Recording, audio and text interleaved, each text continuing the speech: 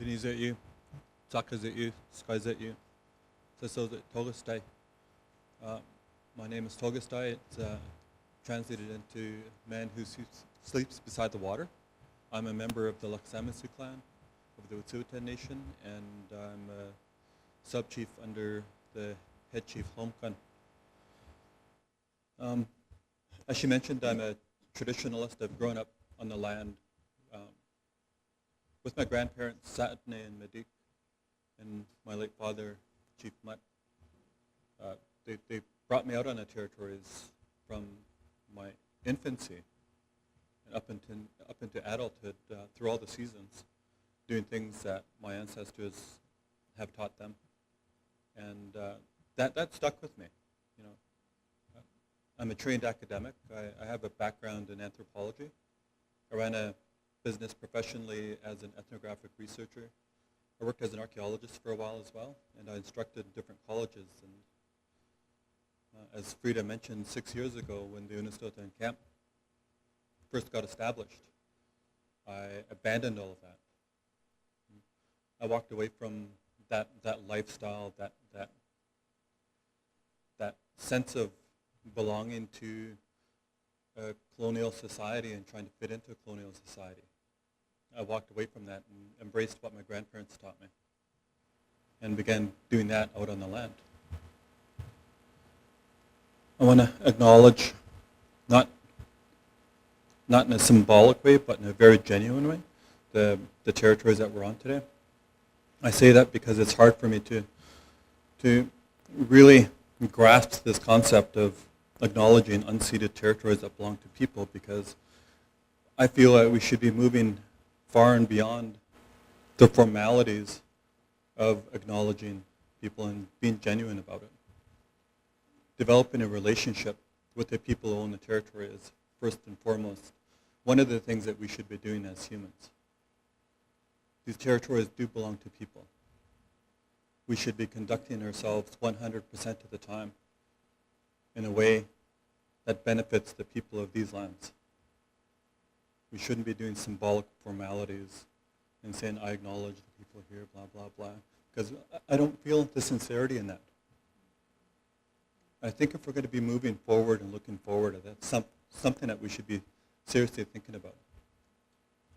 If we're going to be traveling out to other people's territories or living on other people's territories, we should conduct ourselves accordingly, so that the people who own those territories are given the power that they deserve to make decisions on their territories.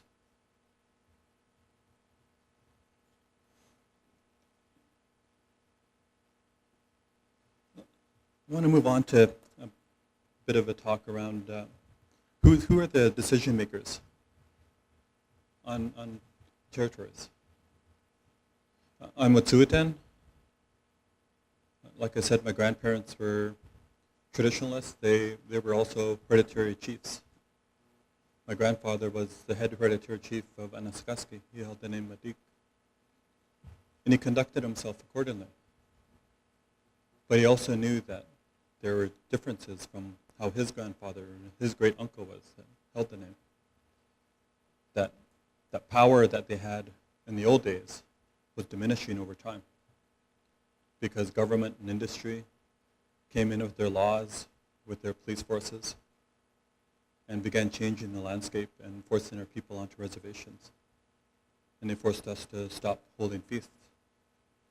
When my grandfather took his name back in the 1920s, the feasts were outlawed in our territories. But he decided to hold a feast out in public to challenge a system that was attempting to kill our people and our social structure. And he was arrested for that and put in prison for a while. When he was released, he came back out of prison and he held a feast to finish off the feast that he started. And he finished it. That sense of resistance that he had in his blood still runs through my veins. You know, he raised me in a good way. And I'm proud to say that. So I go back to the question, who are the decision makers on these lands? In our traditional territories, the Wet'suwet'en are co-plaintiffs in a 1997 Delgamuukw versus the Queen Court case, where our title to our lands was recognized. The hereditary people who own those traditional territories have managed those territories for thousands of years. They continue to do so. The government didn't like that decision in 1997. And they decided to try and continue on with business as usual. But instead of acknowledging the 1997 court case, they started to give more powers to band councils who were operating on Indian reserves. I was on a band council back then. I was on a band council for 8 years. I remember the Indian agent coming in,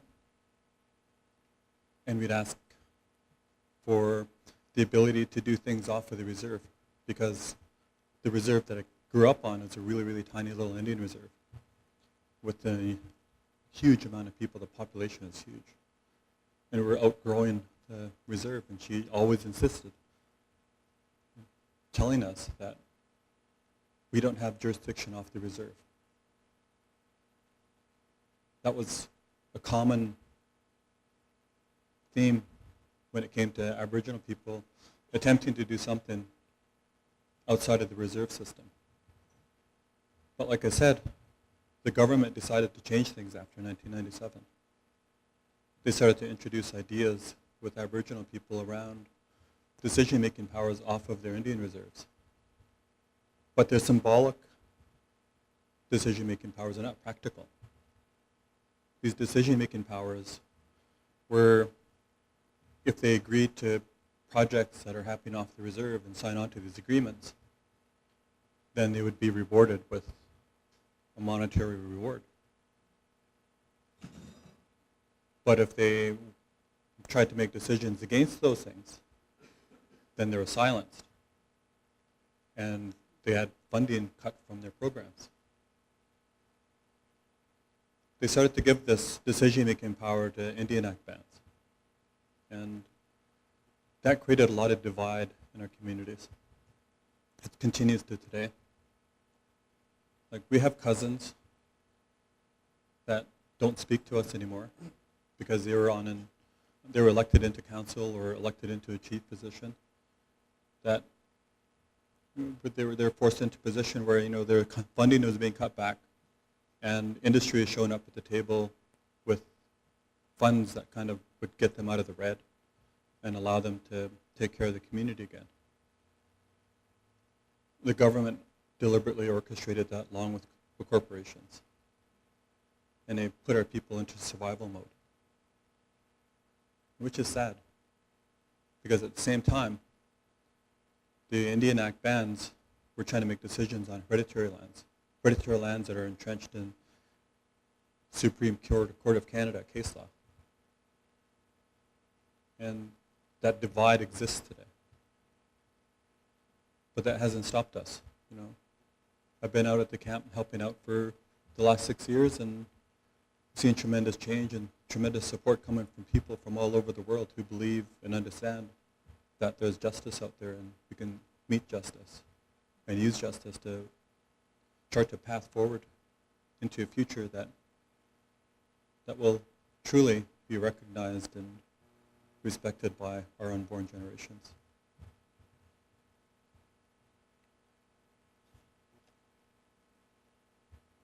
So if we decide to kind of move forward with this decision-making process and acknowledging people and allowing them to kind of conduct themselves as true owners of these lands, how is that going to look? Are we going to mimic the bureaucracy that exists, that is failing this planet right now? Or are we going to move towards a more traditional governing process? So are we going to mimic the process, or are we going to assert a process that's been here for a long time? And Unist'ot'en Cap and the Unist'ot'en people are amazing leaders amongst our people. They've decided that they're going to move forward and begin asserting their rights and title on their lands. And they're doing so in an incredible way. The following that they've accumulated over the last 6 years is incredible. It's mind-boggling to see people literally get off the plane in Vancouver, hop in a supporter van that the Rising Tide group organized, go straight up to the camp and spend all of their time at the camp, come back down and catch a plane back out of Canada, back to their homelands because they wanted to spend all of their time there. It's humbling. But it's also empowering. It shows that people actually believe in something that the government is trying to deny. Government corporations.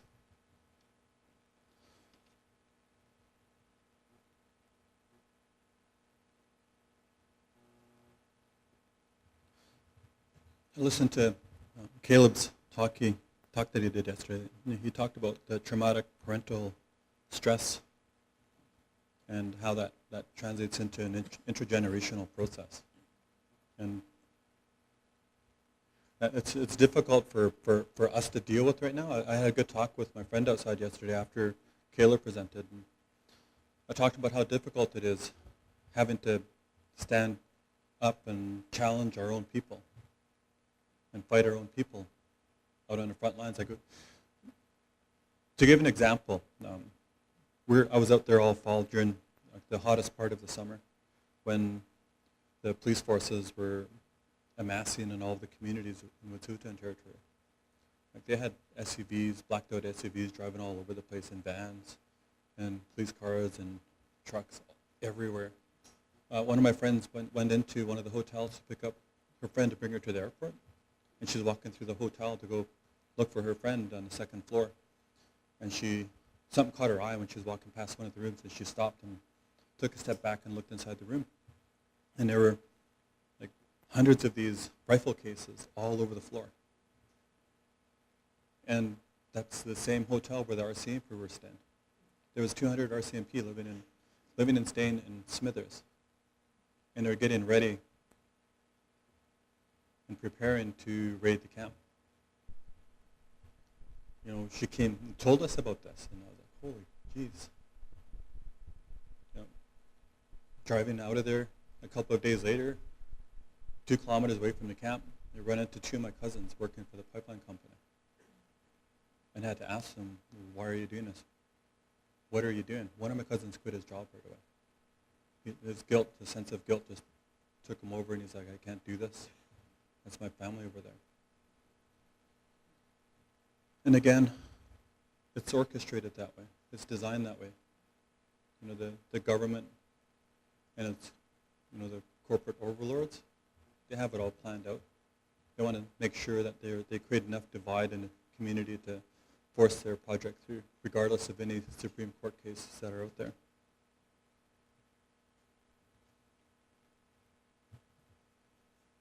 I want to kind of share a story. My daughter's right now living at Lulu Island. She just went out there about 4 days ago, and I didn't raise her to kind of be a badass. It's something that she kind of honest. She I raised her teaching her the truth because I'm a researcher. I do a lot of research. So I look for the truth and explain the truth as best I can. I try not to come in with the intent of trying to set one side of the story up. I try and tell both sides of the story.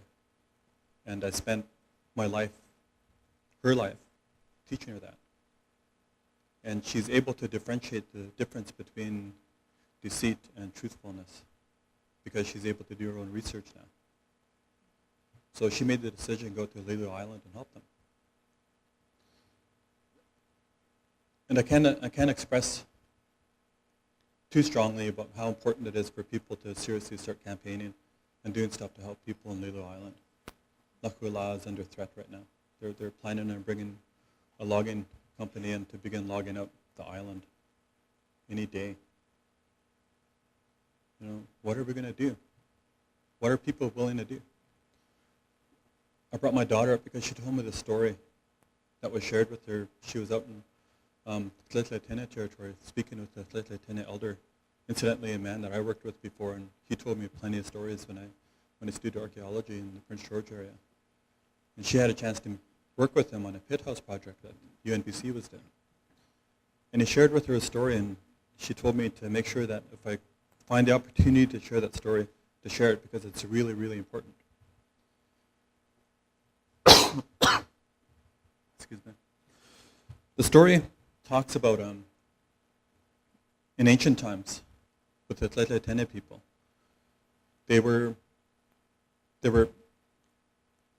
just came out of the winter villages and were assembling in the summer fishing villages. And they're setting up their weirs at the river. And they got all of their fishing implements together. They did all the ceremonies and the celebrations, the coming together of all the clans and the families. And they were preparing for the salmon season. And when it was time for the salmon to come up every year, like they were supposed to every year, this one year the salmon didn't show up. And they waited, and they waited, and they waited. They grew worried. They traveled downstream to speak with the neighbors. The neighbors said, they haven't shown up here either. Nobody really understood what was going on.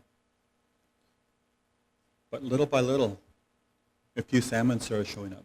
Not enough to feed the community. But little by little, some of the salmon started showing up. And the people were catching a few of them and releasing them because they were waiting for the bigger run to show up. They waited for a good part of the typical fishing season to see if they can gather enough salmon. And when they realized that they were getting close to the end of that time, they realized that the salmon weren't coming that year. There were salmon making their way up, but it wasn't enough to sustain the whole community. So they had a community meeting. In this community meeting, they decided, they all talked about, the salmon not returning that year. What are we going to do? And they had a community meeting like this. People got up and spoke. And they all collectively made a decision to not harvest any salmon that summer so that the future generations will benefit from a run that will get stronger and stronger into the future. So they chose not to harvest salmon that year. And that winter, half of that community died.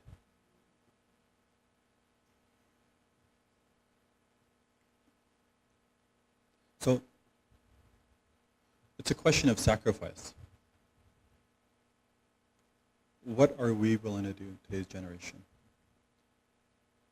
to save those who give themselves to us all the time on a regular basis? Even in the grocery stores, you'll find salmon in there. What are we willing to do? What sacrifices are we willing to do to live up to our responsibilities, to maintain that sacred relationship with the rest of the world, the rest of the beings in this planet? How far are we willing to go as conscious human beings to offer some form of protection for that which provides for us? That's an important question. How far are we willing to go? I already know my answer. I've done it for a while now. I've gone to sleep plenty of times up at the camp, knowing that, 4 o'clock the next morning, 3:30 the next morning, our CMP just might show up. And how prepared am I? And if they decide to get violent, is that something I'm willing to accept? Is that a risk that I'm willing to accept? And I did. Plenty of us did. A lot of people stayed up there during some of the most stressful moments of that occupation and made it through the summer. It was a tough one. I mean, there was a lot of sacrifices that kind of made its way through. Like, I've been up there 6 years, and I lost my business and my house and all my savings. But that's nothing compared to what my unborn generations will lose if I didn't do this. What are you guys willing to do? What are the levels of sacrifice that you're willing to meet and walk to the front lines with. I'm not trying to force anybody into radicalization or anything. I'm just trying to talk about responsibilities because responsibilities are important. It's something that we aspire to teach our children and our grandchildren. And those responsibilities are something that we should be leading by example with.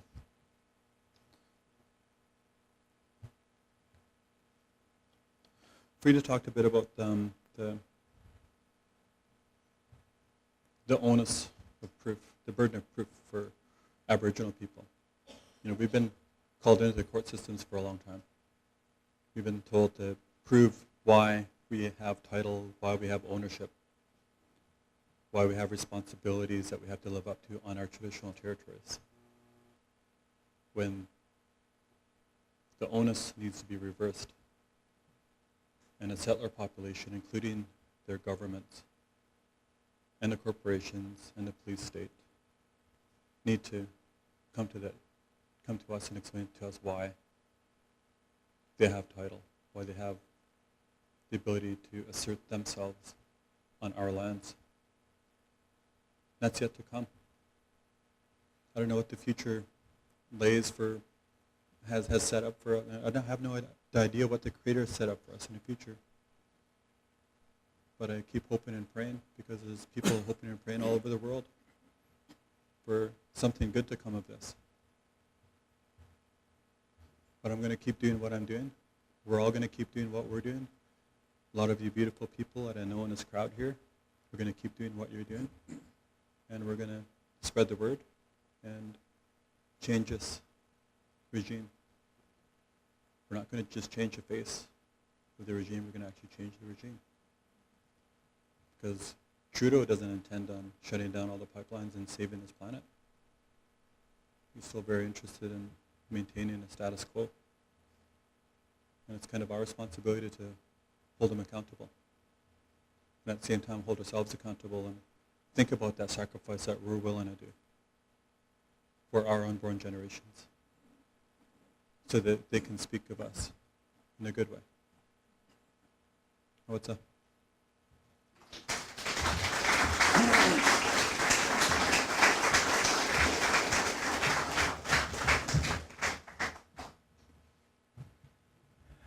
Why haskell help? Peace naktil, squeeze siut. In Silesian language, that's simply good day, my dear friends and relatives. My name is Siut. It's a name I treasure. It's incredibly precious. Our people names are a big deal. And I was given my name in a very public way, which is usually the custom. It was in the presence of the so-called Mohawk warriors who were undertaking an appreciation tour in the aftermath of the so-called Oka crisis. And they traveled across Turtle Island, visiting those communities that offered the strongest support. And I'm proud to say the Penticton Indian Band and the Okanagan Nation was one of their fiercest supporters. They actually named one of their bunkers after us. So we had a huge celebration, and my wife Joan organized it, and all of you that have organized events go through this angst of wondering, is anybody going to show up? And for us, there were so many people that showed up that we ran out of food, we ran out of chairs. It was an incredible celebration. After that long summer of terror with the Canadian Armed Forces, the RCMP, and the SQ surrounding the Haudenosaunee that were eventually holed up in the treatment center at Toghestiy.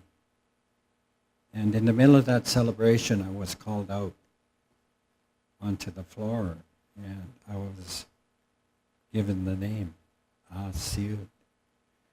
And I was blanketed, and I had to dance around the room with an eagle feather. And needless to say, I was crying my eyes out. So I carry that name with a lot of pride. It came from our elders, and it means loon.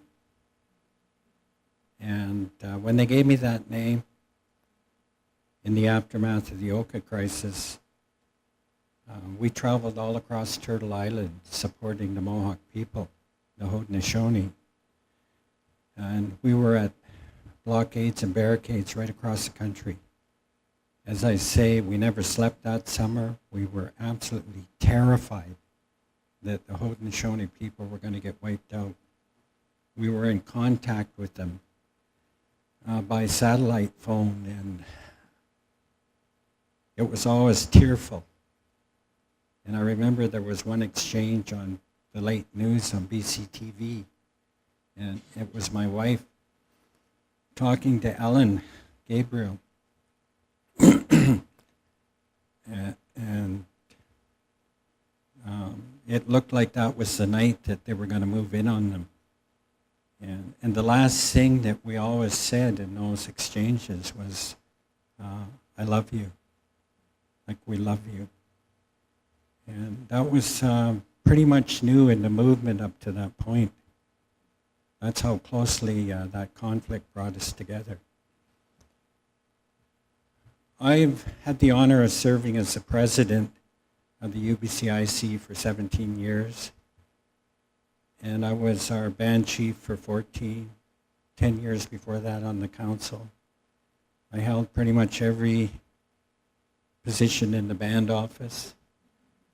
So I'm pretty familiar with the construct of band office, band council, Indian Act, and everything that that represents. And all of those responsibilities, because they are responsibilities. In spite of the fact that they're colonial, neo-colonial constructs, those elected leaders carry the responsibility under terrible, underfunded, appallingly underfunded conditions to meet the needs of their people. And I know that life, and I know that, that impossible situation. And that's why industry and government preys on the poverty of Indigenous peoples. And it's ugly. It is so insidious, that relationship. And I've lived in that world. I've lived in the middle of that contradiction, that conflict. But the title that I carry with the greatest sense of honor, as my 3-year-old grandson calls me, Kappa. And we have 15 grandchildren. So we have 9 grandsons. And my youngest grandson is about pretty much 40 days old now. And that's what drives me. That's what gets me out of bed in the morning. That's what brings me into this room. And I want to take a moment to thank all the presenters, not only here on the West Coast, but also on the East Coast. I absolutely loved Alma. She was so powerful. Her message was so simple. She is such a beautifully humble person. You don't hear anger or resentment or anything like that in her voice. And that's why we can all listen to her with our hearts and hear every word that she said. It was so simple. And that's the nature of the truth. It's very simple about the ugly exploitation of the Indigenous people that started many hundreds of years ago and continues to this day. And that's the real issue here. Colonization in all of its brutality throughout world history continues in different forms. And I've been involved in these issues for at least 42 years. And I've seen every government come and go, every prime minister, every premier, every minister. In terms of ministers of Indian Affairs, I must be up around 38. I go back pretty much almost to Lester Pearson in terms of prime ministers. I remember Trudeau, the late Pierre Elliott Trudeau, and his effort to terminate our people, to legislate us out of existence through the so-called white paper. I, for one, do not believe for a moment that Justin is going to be the salvation of, the people in this country, certainly the indigenous peoples. I think it's the same agenda. I think he may be a little more polished, a little gentler, a little more sophisticated in his approach, but nonetheless, I'm anticipating the same old dynamic that Caleb was describing to us last night. There were so many promises made during the last election that it's going to take a zillion pipelines, to pay for all those promises. So, but I think it is what it is. And I've always believed we have to begin on the ground we stand on. And that's this ground here today. And I really appreciated what Caleb had to say about indigenous peoples being expected to carry the freight here. In many of my public statements at rallies, I quite often describe the indigenous peoples as the thin red line that stands between what exists today and our struggle to push that agenda back and absolute total exploitation. And I agree that with what Caleb said, that each and every one of us need to take ownership of what's happening. Because the fact of the matter is, and Dr. Suzuki talks about this all the time, is we're either at the tipping point or well beyond the tipping point. And this system is killing all of us. And as I was listening to the speakers, this strange thought crept into my mind this morning. I started to think of Tim McGraw and that song, Live Like You're Dying. And I think in many ways that, we need to consider that. That's how dire things are. Like, we don't have the luxury of time to sit around and navel gaze and discuss and, consider what we may or may not do. We have to understand we're up against the wall here. And we have to become absolutely, totally active. And we have to support in any way we can. It doesn't mean we, sling a weapon and throw on camo gear and, stand at the nearest barricade. There's such an enormous amount of work that can be done politically in groups like this. The Trudeau government committed to revisit all of the legislation that was brought forward by Harper that was absolutely destructive.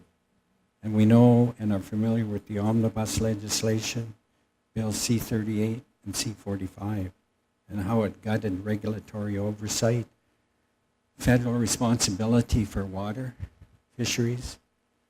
And we need to commit our efforts to hold Trudeau to task on putting us back into a place where we do have credible legislation. The province of British Columbia is even worse. This province doesn't have any environmental regulatory overview. They simply rubber stamp every single project that comes across their desk. And they need to be taken to task about that. We need to debunk this notion that somehow fracking, LNG, and everything somehow is a clean energy. And that's what we hear from the Premier every time she opens her mouth. She's talking about clean energy and how proud she is. We absolutely need to throw that in our face. We need to support those heroic struggles that are going on around the province. Site C. You heard Caleb talk about how that's just part of that big energy network.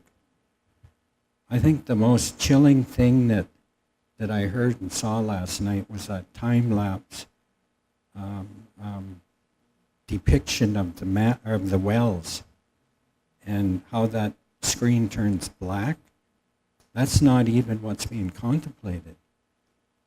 If things go according to what industry and government want, it's going to be 100 times that worse.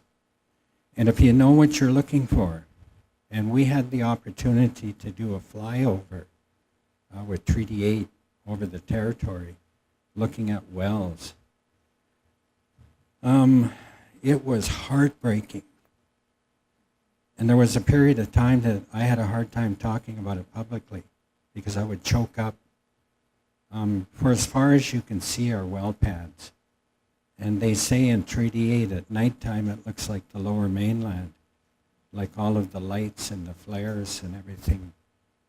And the land is so fractured that any hope for wildlife is just absolutely, it's not there. We never saw one single animal for the 2 hours that we were in the air. That's how bad it is. The moose populations, caribou is just completely collapsed, not to mention the other things that he talked about. So we have to get serious about coalescing and coming together in a very serious movement. I really liked the remark that one of the gentlemen made this morning that said we got to go beyond coming here and getting inspired and leaving inspired or leaving frustrated. And then we watch our calendar for the next event, and then we all show up at the next event, and same thing. Somehow it's got to be translated into action.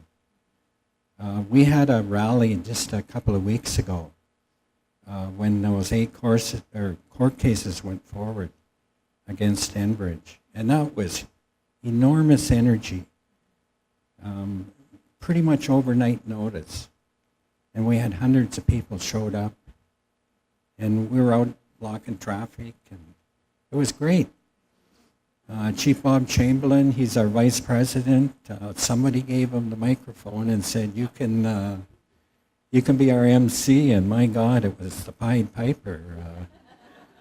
He was so energized.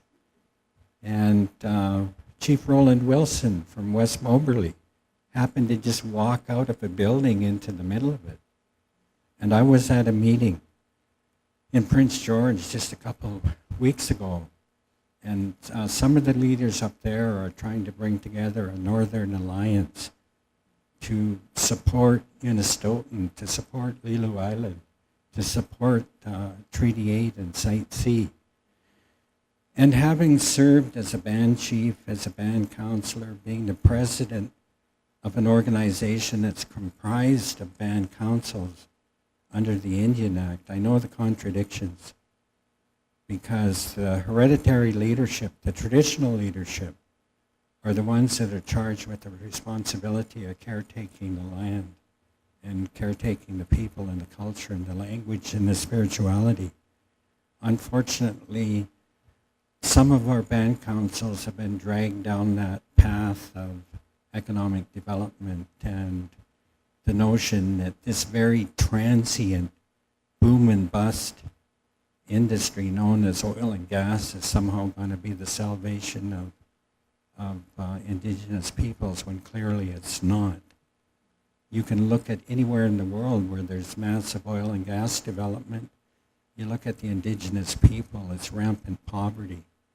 You know, it's an illusion that somehow we're going to gain some kind of economic salvation out of this. All it's going to do is destroy our land. My son, my youngest son, all of my nephews worked on the Southern Crossing project, which was about, if I had to guess, I'd say 15 years ago. That pipe went into the ground almost overnight. And for just, 3 or 4 weeks, They made some decent money, and then it was gone. And it's not like my son gets up every morning and packs his lunch kit and goes off to build another pipeline. But the companies, the industry will tell you that this is a career path. You know, we're going to train up your people, and there's going to be all kinds of jobs, and, you know, it'll be wonderful. I just went and spoke at a First Nations oil pipeline conference in Kamloops a few days ago. You know, and I just pretty much went in there and dropped the bomb. I don't think I left with anybody in that room. You know, they were pretty upset. You know, I know I'm gonna suffer the consequences of what I said there. I described those agreements as chicken feed for chickens. And I know a lot of those chiefs are, you know, they're going to kick my butt over what I said, right?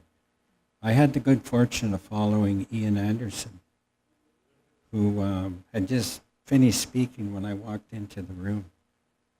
And so I was able to totally demolish everything that he'd said.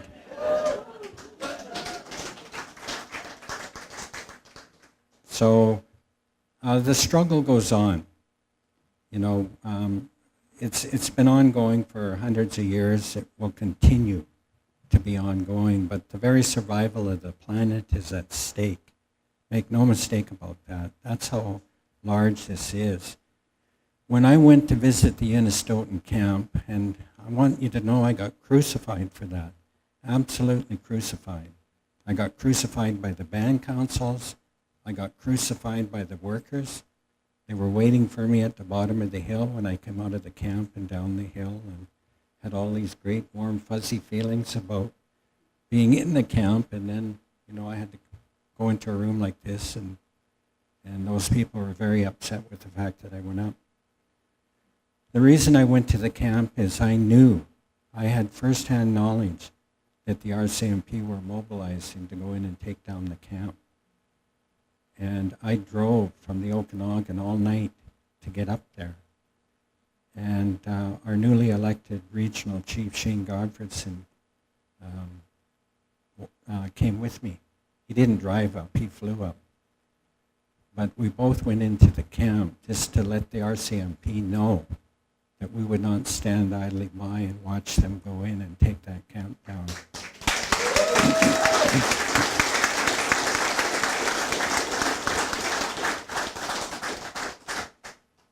I am totally on the blacklist of the RCMP.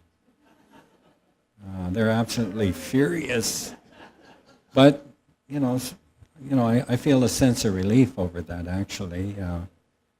But apparently, we hear through the grapevine it's caused a lot of problems in the higher echelons about how that was an absolute debacle. It cost a lot of money to mobilize 200 officers and take them in accommodation, and then to have the operation collapse. So there's a lot of infighting in their circles. But we can't allow that to happen. And I was really impressed with the support that was generated for Unistoten in terms of the letter that went out, and everybody signed on. And within something like 24 or 36 hours, we had like 400, 500 signatories that started to go out to other places around the world. That they just didn't support that, what Caleb calls militarization of the police going in, acting at the behest of the corporations, to step on Indigenous peoples. It's just absolutely wrong. The last thing that I want to talk about is there's lots of opportunity and for everyone in this room to get active and to do something. During the rally, I said the streets have been too silent for too long. We need to get back out in the streets on these issues. But there's also the incoming government and the promises. There needs to be political work done in that regard. There's legions of lawyers out there that can help put together letters and position papers and everything else, just start firing them out and all of those kinds of things. We need to go to Lilu Island. Those people have been out there day and night for days on end under terrifying conditions of the RCMP and security forces floating around on the water trying to drill and everything like that. Our voices need to be heard, that that's unacceptable, that intimidation, that harassment. And we need to, if it's Prince Rupert or Vancouver or someplace, we need to start demonstrating against what's going on with Petronas. And those pictures need to go back to Malaysia because they're having a real struggle there, a political struggle with corruption within government with respect to massive amounts of money that have been missing that Malaysia is supposed to have been investing in resource development around the world. So there's lots of work that need to be done. We all need to be part of that. But what I liked about Alma was her gentleness, her humility. This struggle means that we have to absolutely, genuinely respect each other. No one's taller. No one's browner. No one's tougher. You know, we all stand side by side as we move forward, equal unto the person standing next to us. And knowing and understanding everybody has their own unique gifts that they can offer this struggle. And so there's no such thing as somebody doing it wrong or not doing their share or not doing enough. As long as we all pitch in. We don't have time for that pettiness, you know, that too often arises as a consequence of ego in the struggle. And that's what helps us to forge a movement. And we've had movements like this in the past. I can remember when there were tens of thousands of people in this city with mass for peace marches and that. And it was just a wonderful thing to see. We have to get back to that. And taking the agenda back from the corporations and so on, because this land needs our support, all of us. And we've all chosen to live here and to raise our families here. And it's a blessing, you know, the beauty of this country, the beauty of this province. When I went up to Unistoten, I left the Okanagan, and you couldn't see because of the smoke.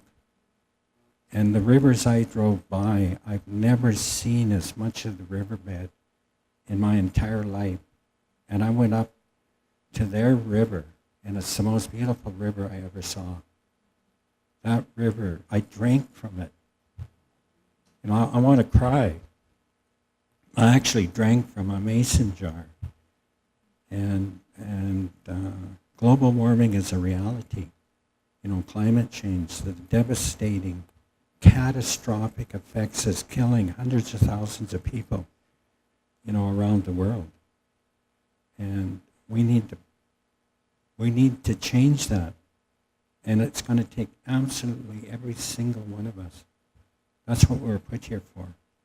And I heard that lady, the last lady that spoke from Mi'kmaq, you know, that talked about the theology aspect of this. And, you know, I had to agree with a lot of what she said, right? I don't think there is any belief or religion around the world that doesn't talk about the sacredness of the creation.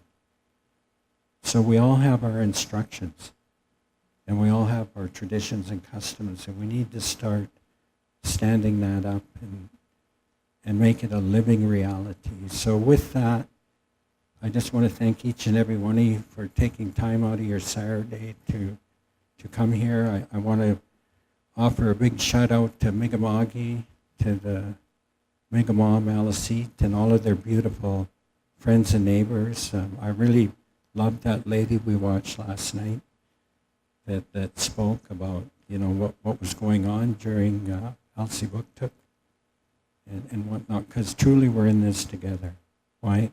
Limlin.